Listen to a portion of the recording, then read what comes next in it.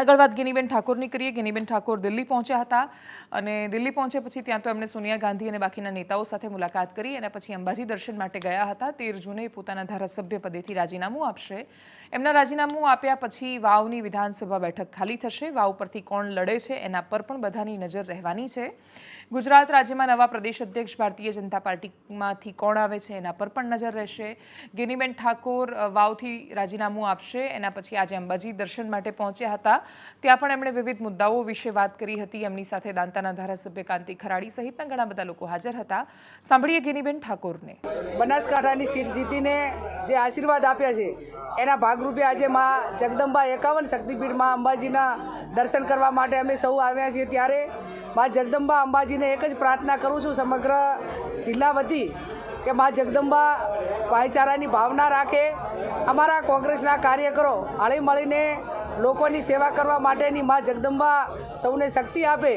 અને સંસદીય દળની જ્યારે મિટિંગ હતી ત્યારે અમારું જે મોવડી મંડળ છે એમને પણ મળીને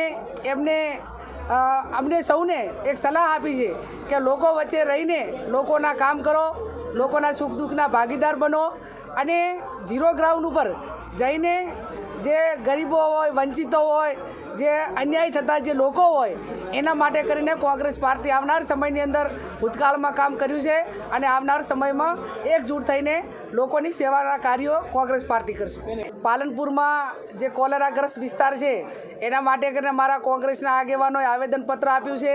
હું પોતે સિવિલ હોસ્પિટલ જઈને તમામના સમાચાર પૂછ્યા છે, જે ડૉક્ટરોને સૂચના આપવાની હતી આપી છે અને આવનાર સમયની અંદર એક માનવતાનું કામ છે અને માનવતાના કામ માટે કરીને MP તરીકે કે જે અમારે વહીવટીતંત્ર સાથે જે રીતે ભલામણ કરીને સાથે રહીને કામ કરવું પડે એ પૂરેપૂરું કરશું ને ક્યાંક વહીવટી રીતે જે નગરપાલિકા એરિયા આવે છે અને એની અંદર આજે જ મને સમાચાર મળ્યા કે ઘણું બધા પીવાના પાણીનો પ્રશ્ન પણ ત્યાં વિકટ બન્યો છે।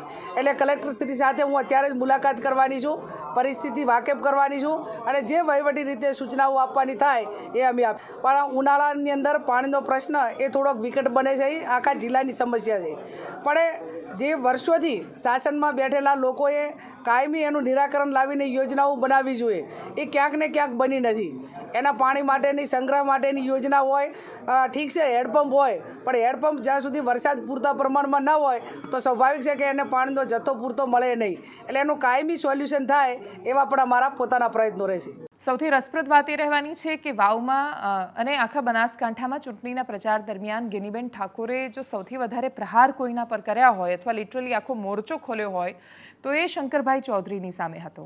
હવે એ જ શંકર ચૌધરી જે વિધાનસભાના અધ્યક્ષ છે અને ગિનીબેન ઠાકોર એમને રાજીનામું આપવા જવાના છે, એ ક્ષણો ખૂબ મહત્વની રહેવાની છે। ચૂંટણી પૂરી થાય એટલે રાજનેતાઓ દુશ્મની ભૂલી જતા હોય છે, નીચેના કાર્યકર્તાઓ નથી ભૂલતા અને એટલે દરેક નેતાની જવાબદારી છે કે ચૂંટણી લડતી વખતે લોકોના મનમાં દ્વેષ ભરવાનું બંધ કરે।